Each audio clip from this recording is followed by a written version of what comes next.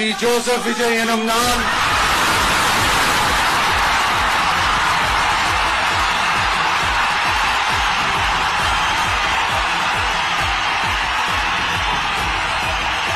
சட்டப்படி அமைக்கப்பெற்ற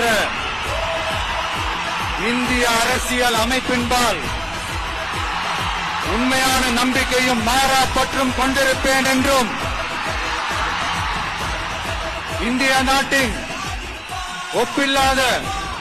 முழு முதல் ஆட்சியையும் ஒருமையையும் நிலைநிறுத்துவேன் என்றும் தமிழ்நாட்டு அரசின் முதலமைச்சராக உண்மையாகவும் உளச்சான்றின்படியும் என் கடமைகளை நிறைவேற்றுவேன் என்றும் அரசியல் அமைப்பிற்கும் சட்டத்திற்கும் இணங்க அச்சமும் ஒருதலை சார்பும் இன்றி விருப்பு வெறுப்பை